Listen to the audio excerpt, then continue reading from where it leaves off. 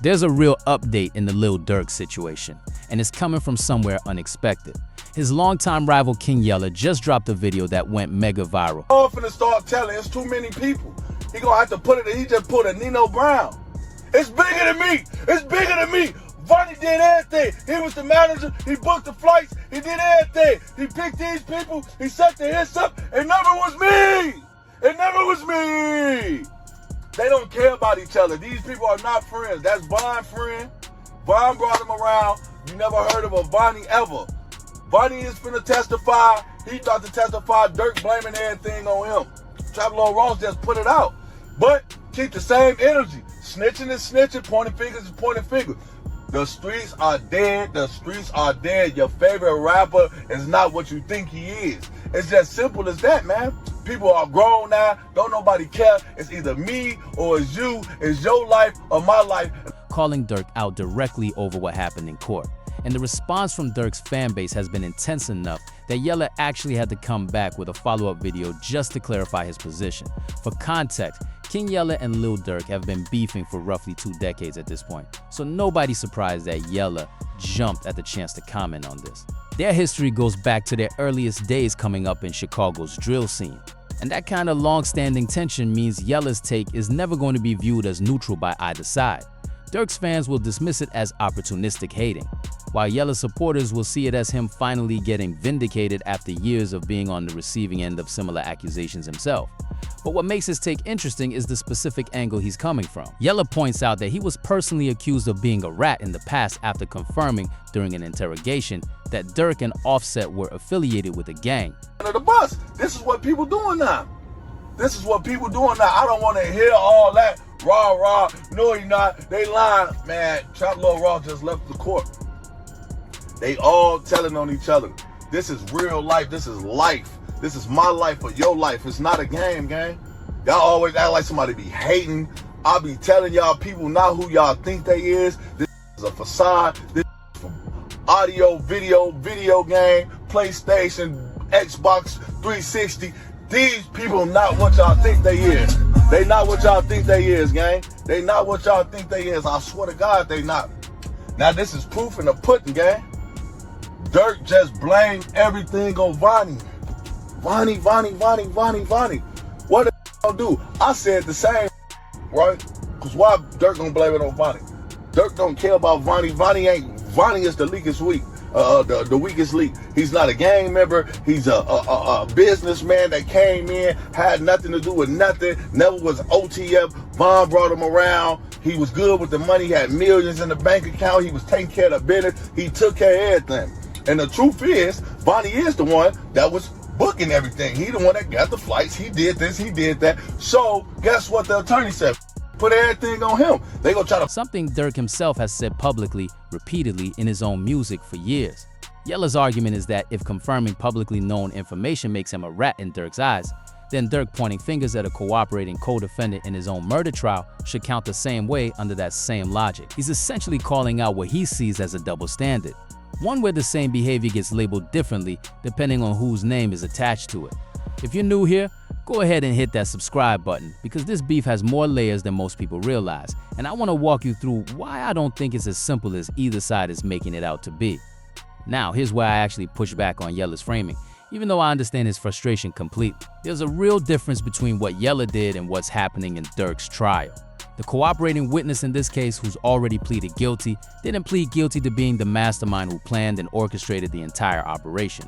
He pleaded guilty to being a participant. Durk's defense team, in their opening statement, is the one pushing the theory that this person was actually the central figure organizing everything, pointing to circumstantial evidence like his close personal relationship with King Von, the fact that they lived together, and reports that King Von's final words to him were asking why he didn't intervene when the shooting happened. That's a much bigger accusation than what this person actually admitted to in his own plea. So when Durk's team builds a defense strategy that essentially argues he was really the one in control of this, they're not just responding to being told on, they're actively constructing a counter-narrative to shift primary responsibility onto someone else entirely. Drop your thoughts in the comments on this one, because here's the actual question worth debating. is building an aggressive counter-narrative against a cooperating witness fundamentally different from just responding to being told on?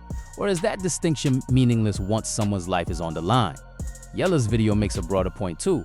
Crazy, it's gonna be crazy as hell. It's real trial, it's real time, and it's really going on. People is not what y'all think they is. The crazy part is, I said, that's what Boogie was gonna do to Durk.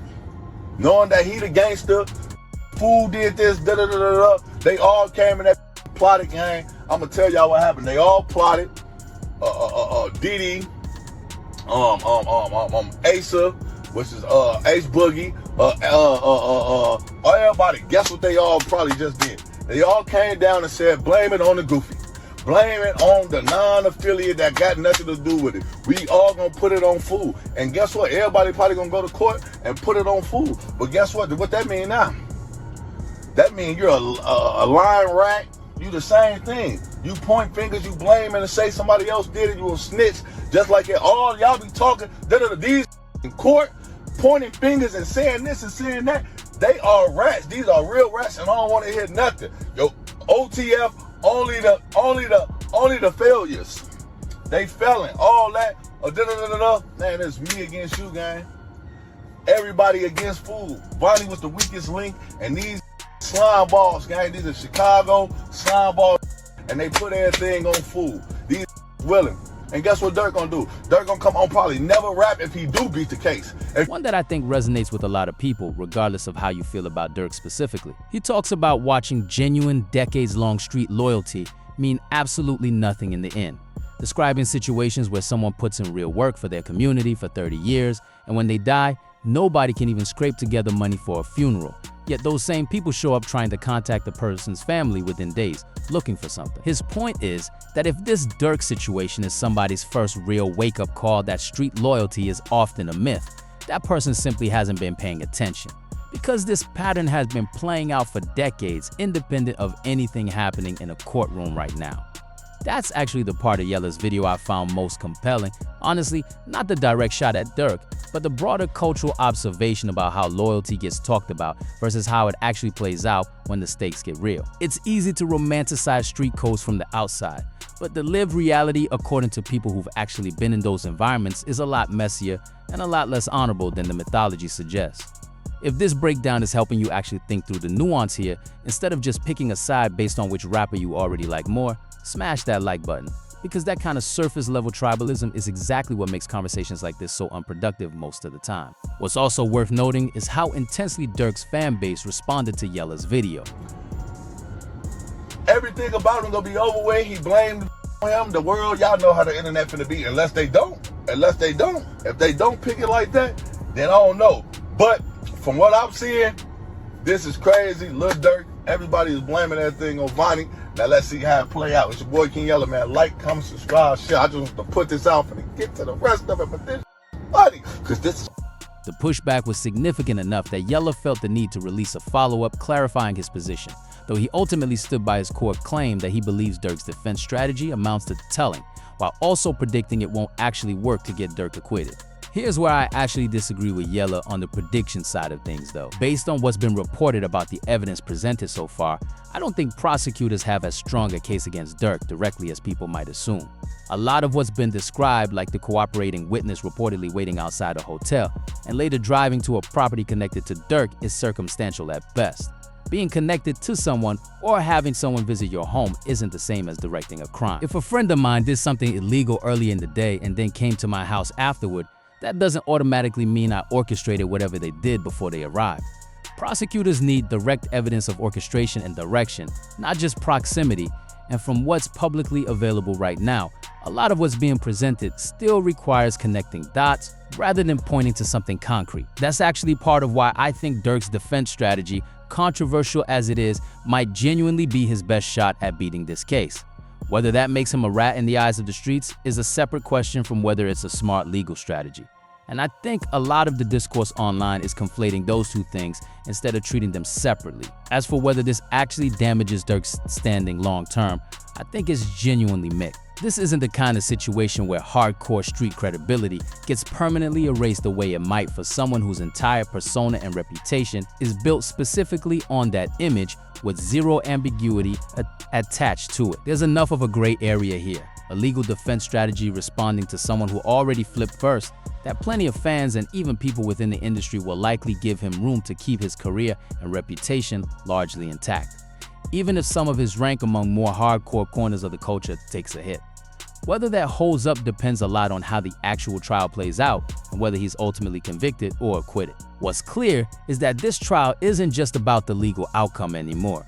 It's become a genuine referendum on what loyalty and street credibility actually mean in 2026, playing out in real time with people like King Yella using it to relitigate old beef, while also raising a legitimate broader point about how loyalty in that world has always been more complicated than the mythology around it suggests.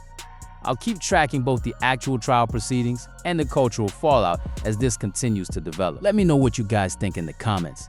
Is King Yella right that Durk's strategy counts as telling? Or is there a real difference between defending yourself against a cooperator and going to police first? And more broadly, do you think Yella's larger point about street loyalty being mostly mythology holds up, separate from whatever beef he's got with Durk? Personally, I'll see you in the next update. Peace.